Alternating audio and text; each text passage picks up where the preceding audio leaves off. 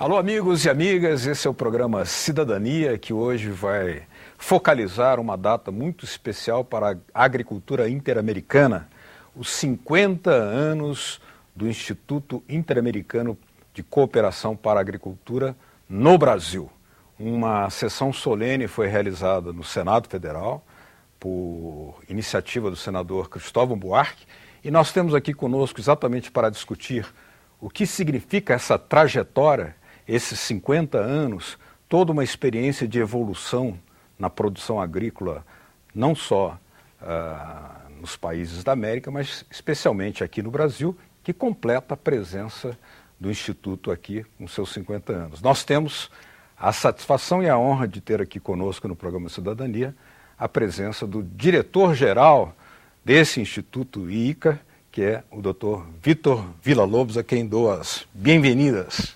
Muchas gracias. Un placer estar aquí nuevamente en su programa. Muito bem. Qual o significado, se o senhor tivesse que marcar com uma palavra esses 50 anos do ICA no Brasil? Con una palabra, el significado sería el fortalecimiento de la cooperación de Brasil hacia el resto de América Latina y de América Latina hacia Brasil. Uhum. Essa é uma questão muito importante porque nesses 50 anos houve uma transformação, uma evolução muito grande da produção agrícola no Brasil e o ICA teve uma participação muito direta. Qual foi a participação do ICA? Bueno, en primer lugar, nosotros estamos celebrando 50 años con un acto del cual nos sentimos muy honrados y reconocemos en estos 50 años este cambio que ha ocurrido no solamente en esta relación ICA-Brasil, sino lo que ha ocurrido en la agricultura del continente americano. Si reconocemos que hemos transitado por la Revolución Verde, donde hubo un desarrollo agrícola muy intenso hacia el fortalecimiento de las tecnologías y el uso de insumos, posteriormente hacia un cambio importante en la tecnificación, pero también en el desarrollo rural, reconociendo la importancia de la sociedad rural, hasta llegar a los tiempos actuales donde hay una clara revolución de la comunicación que ha permitido que la agricultura sea más reconocida y que sea en este reconocimiento tomado muy en cuenta para garantizar la alimentación de la humanidad. En ese contexto, Brasil y en ese tiempo ha jugado un papel muy importante como receptor de conocimiento y yo diría en los últimos años un modelo que pretendemos a través del Instituto proyectar hacia otros países de América Latina y el Caribe. Há 50 anos, quando o Brasil aderiu ao ICA, a grande palavra de ordem que havia aqui era em torno da reforma agrária. Assim é. Talvez ela não tenha ocorrido da maneira que muitos esperavam. Inclusive os movimentos sociais do campo, sindicatos. Mas ocorreu uma transformação agrária que, de certa forma, avançou na produtividade, mas mantém seus desequilíbrios, suas contradições. Qual é o balanço que o senhor faz? Primero, debemos reconocer que este problema no es un problema que atañe directamente a la agricultura, es un problema de índole social más amplio, en donde tiene que haber no solamente políticas públicas, sino políticas de Estado que permitan llevar riqueza y hacer un balance más equitativo entre las zonas rurales y las zonas urbanas. En ese sentido, a través de estas políticas, es necesario llevar salud, educación, comunicación, oportunidades para el sector rural. Y claramente el componente de esta reforma agraria, donde la tierra es la base, el arraigo de las familias, es muy importante y tiene que ser manejado políticamente como se ha manejado en otros países. Y en ese sentido, Brasil está en un proceso porque yo veo con este gran desarrollo de la agricultura brasileña, hoy día los recursos naturales la tierra cobra otro valor.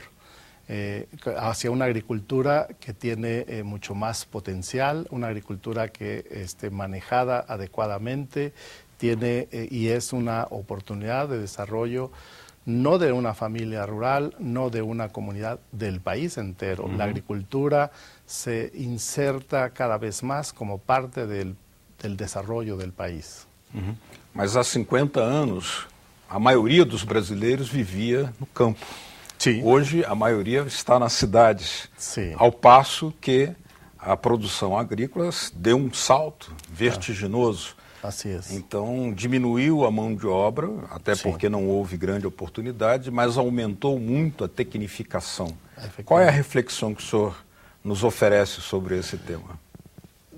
Nuestra preocupación como IICA es de que nosotros tenemos que hacer que se reconozca a la agricultura como una parte del desarrollo del país con oportunidades y que si bien existe este gran desarrollo tecnológico, esta gran revolución que ha puesto a la agricultura en los niveles que está en Brasil, creemos que también es muy importante que se reconozca la necesidad de retener a la juventud en el campo. Por ejemplo, la agricultura ha expulsado, no la agricultura en sí, sino la propia calidad de vida del sector rural, ha expulsado a los jóvenes, yo no diría solamente en Brasil, en general en nuestros países de América Latina y el Caribe, porque la diferencia en calidad de vida es notoria. Entonces el joven buscando nuevas oportunidades emigra, dejando a la mujer, a la gente mayor, a los niños hacer la agricultura familiar, que es muy importante para la seguridad alimentaria. Entonces, ¿cómo cambiar esa percepción? Nosotros creemos que esta puede darse, y de hecho se está dando, y hay ejemplos, en hacer a la agricultura más atractiva, hacer a la agricultura un reservorio de la innovación y el conocimiento, una agricultura más responsable, una agricultura que efectivamente permita que los jóvenes, por su inclinación natural hacia la innovación, encuentre un futuro donde pueda tener reflejadas sus aspiraciones. Entonces hay un problema o una situación social que hay que atender para que la agricultura en sus diferentes formas no solamente esté orientada a la producción intensiva, competitiva, sino también que tome en cuenta el componente social. Agora, existe outro lado dessa questão que teve a participação muito importante do IICA, que foi na criação de um instrumento de inovação, de pesquisa, que elevou muito a capacidade produtiva da agricultura brasileira, independente das modificações socioeconômicas que não aconteceram no campo, que foi o nascimento da Embrapa. Qual foi o papel do IICA sobre isso? Sí, este es un aspecto muy importante que de alguna forma refleja la relación de Brasil con el IICA e IICA con Brasil. Y es que el gobierno brasileño le pidió al IICA que le ayudara a definir la creación de una institución moderna, una institución visionaria, una institución que pudiera preparar e incorporar el talento humano que Brasil tenía disperso en otros países, recuperarlo y concentrarlo en Embrapa, que es hoy orgullo de Brasil y de América Latina y con una reputación mundial. Sus principios y sus orígenes fueron a través de esta consulta con IICA, y entiendo que el primer director de Embrapa fue casualmente o coincidentemente el representante de IICA en Brasil. De modo que esa decisión del gobierno de pedirle a IICA que ayudara a definir la forma conceptual de la creación de esta empresa, vinculó desde sus inicios al IICA con el país. Y hoy día Embrapa, modelo de transferencia y creación de conocimiento en el sector, sirve al IICA para proyectar no solamente sus productos, sus enseñanzas, su personal, sino también el propio modelo que se creó con mucha visión propriamente hace más de 40 años. Ao lado da concentração da estrutura fundiária que ocorreu vertiginosamente no Brasil, inclusive para o ingresso de modernas empresas capitalistas no campo, com grande capacidade de produção, isso concentrou a propriedade da terra. Tem ocorrido nos últimos anos políticas públicas para o fortalecimento da agricultura familiar que aponta uma outra direção. Mas é sempre, digamos, uma disputa entre aquilo que aquele bolo, aquela parte, aquela torta dos recursos públicos que vão para a grande agricultura, o agronegócio, como se chama, e aquela que vai para a agricultura familiar. Qual é a experiência que o IICA tem nesse sentido e como avalia a experiência brasileira de políticas para a agricultura familiar? O IICA vê a Brasil como obviamente un modelo que se refleja en otros países grandes donde no hay una sola agricultura. La agricultura eficiente, extensiva, de exportación de commodities, como es el caso de Brasil o algunos otros países como Argentina, como Uruguay, podría ser Paraguay también, son modelos importantes y esa agricultura es necesaria para garantizar la alimentación actual y en el futuro. Además es un ingreso importante para la economía de los países. Pero esto no debe ni excluir ni competir con una política que tiene la responsabilidad de fortalecer la agricultura familiar, la agricultura de pequeña escala, a través de, primero, el reconocimiento de su importancia, el reconocimiento de la necesidad de apoyarla en la organización, no necesariamente en subsidios, una organización que le permita ser más competitiva, que le permita a través de la organización incorporar conocimiento y bienes de capital, equipamiento, acceso a los agroquímicos adecuadamente, etcétera. Entonces todo esto está vinculado. La agricultura familiar en nuestros países asume una responsabilidad muy importante en la seguridad alimentaria de las comunidades más remotas, de las comunidades a veces más desprovistas de apoyos federales, de modo que hay que reconocer que la agricultura familiar no solamente existe o que coexiste con esta agricultura intensiva, comercial, sino también que tiene que ser más atendida por el gobierno, porque esa se encarga en mucho de la seguridad alimentaria de la gente más pobre. Bom, aqui há atualmente conjunto de políticas públicas, né, que eu pediria que o senhor analisasse, que combinam uma certa presença do Estado. Por exemplo, há um plano de safra da agricultura familiar, não só para a grande. Quer dizer, isso é específico, com uma linha de créditos direcionada. Mas também alguns instrumentos que favorecem a compra antecipada, como o PAA, que é um programa de aquisição antecipada, que dá, evidentemente, uma segurança e vinculado, inclusive, com a regionalização nos municípios.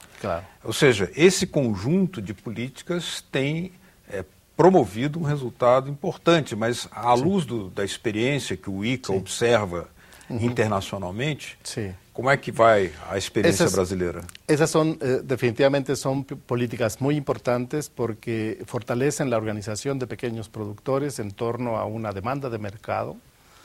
Pueden, por ejemplo, llegar a convenios de agricultura por contrato. Esto es, saber cuál es la demanda de un producto y prepararse para poder estar en capacidad de producir en cantidades, en tiempos y en volúmenes adecuados para ese mercado. Un agricultor en forma aislada, particularmente un agricultor o agricultores pequeños, no van a poder acceder si no parten de un principio de organización con orientación de la comercialización. Entonces, este modelo que entendemos de políticas que está desarrollando Brasil van a servir para otros países que están buscando alternativas similares.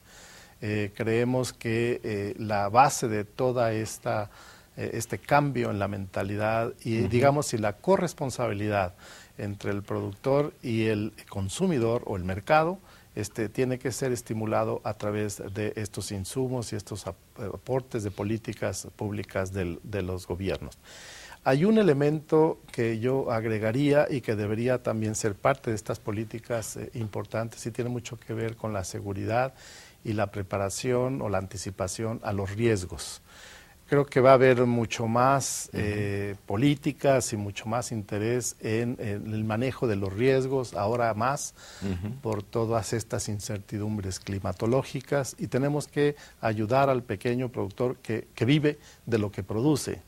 Y si esto está sujeto a imponderables climatológicos, los gobiernos tendrán que buscar mecanismos para garantizar algún ingreso independientemente de esa impredictibilidad climatológica. Eu não poderia deixar passar essa oportunidade para pedir que o senhor entre em temas também polêmicos. Afinal, o senhor veio de muito longe.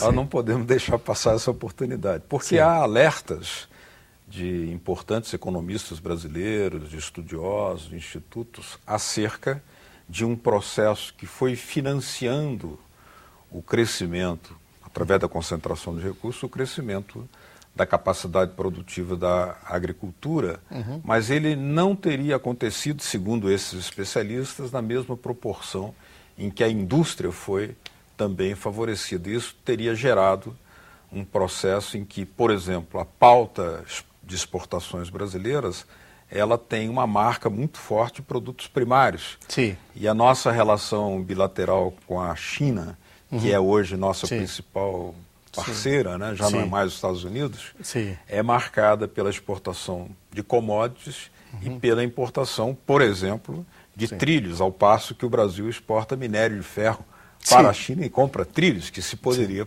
produzir aqui. Como é que o senhor analisa esse tema tão polêmico? Sí, definitivamente nuestra agricultura, particularmente en el sur del continente, está siendo muy orientada o más bien gobernada por una demanda de commodities. Yo creo que es muy importante empezar a tener cambios importantes en no solamente mandar los granos a granel, sino agregarles valor. Y en eso creo que Argentina lo está haciendo de alguna forma bien, en el sentido, por ejemplo, de que la soja no solamente se vaya como grano, sino exportar pellets para alimentación o inclusive aceites. Entonces ya hay una retención de valor en un proceso que es una cadena. Pero yo pienso, bueno, Brasil con toda su capacidad, con toda su infraestructura, me queda claro que parte de esa problemática será desarrollada a través, por ejemplo, de la industria cárnica o de la industria de lácteos, donde claramente va a haber una demanda de productos de mejor calidad. Hay que reconocer que no solamente hay un incremento en la demanda de los alimentos, hay 3.000 millones de personas que van a pasar de su condición de pobreza a clase media. Y esos van a demandar calidad, inocuidad, productos exóticos. Entonces hay una gran oportunidad para empezar a diversificar el mercado, agregándole valor a cortes finos, a cortes específicos, a quesos o productos derivados de la leche o de los lácteos para esos mercados. Y países como Brasil, que ya tiene de principio un acceso a ese mercado, obviamente yo anticipo que va a ser relativamente fácil poder hacer ese cambio hacia una agregación de valor.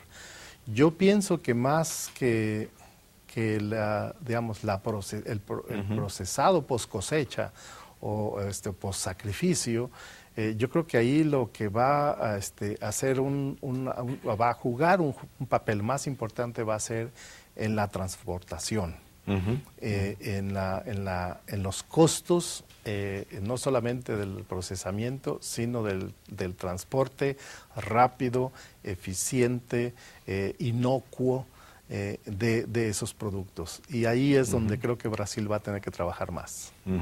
Bom, existe outro tema que também, em torno dele, circulam muitos mitos, às vezes, muitas polêmicas, né, que é a questão da agroenergia.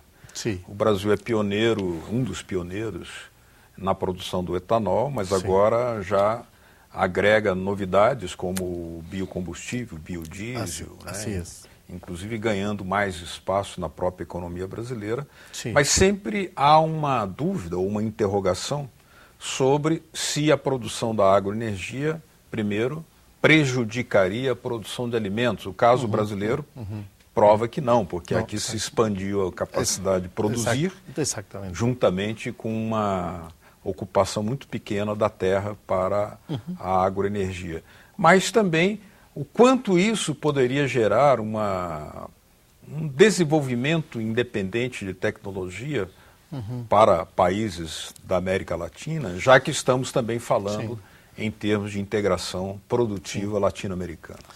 Sí, efectivamente. Brasil efectivamente ha sido un líder en la producción de bioetanol y yo coincido porque en nada la producción, en una muy baja proporción la producción de bioetanol ha desplazado, por ejemplo, cultivos alimenticios. O lo que ha ocurrido en otros países donde el maíz, que es un cultivo destinado a la alimentación directa o indirecta del consumo humano, se pueda utilizar para producción de bioetanol. Yo lo que anticipo es de que va a haber una revolución en la disponibilidad de bioenergéticos cuando lleguemos a una nueva generación de enzimas que permitan degradar la celulosa.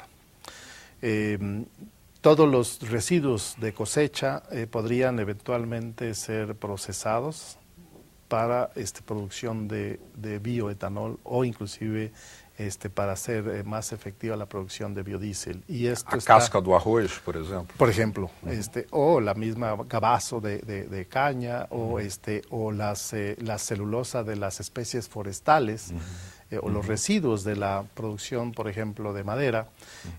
Cuando exista una fuente de enzimas suficientemente económico para degradar la celulosa y producir